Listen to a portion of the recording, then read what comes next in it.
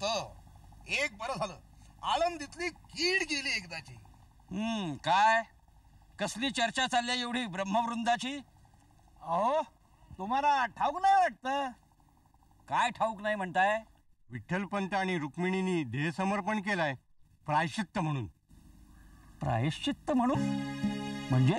पैठणच्या धर्मपीठानं दिलं होतं म्हणे प्रायश्चित्त, आणि ते केलं तरच मुलांना शुद्धीपत्र मिळणार होतं.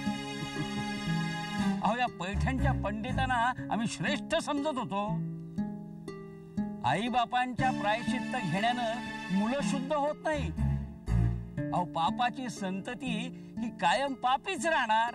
नाही म्हणजे पापाची पगडी काढली आणि पुण्याची लिहायली, इतकं सहज सोपं वाटलं का काय? ते काय बोलता विसोबा, मुलं पोरकी झाली. प्राण्यांच्या पिलाकडे सुद्धा आपण भूतदयेने पाहतो. छान छान. अहो मग स्वग्रही घेऊन जा ना ती पापाची वंशावळ. अहो अवघी आळंदी भ्रष्ट करून आई बापाने प्रायश्चित्त घेतल्यानं संतती पवित्र होत नाही. प्रायश्चित्त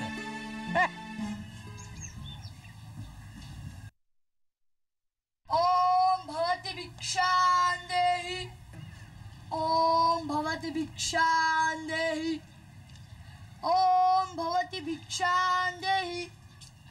काय रे, रोज काय माझ्या दारात होतास? चल चला ना.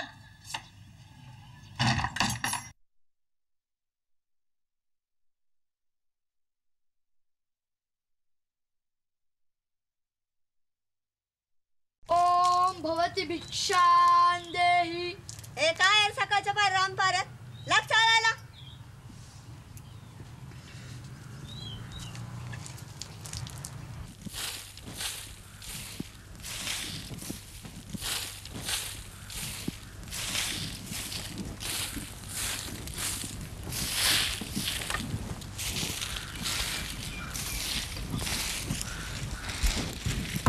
मुक्ता, ज्ञानदा अजून कसा आला नाही?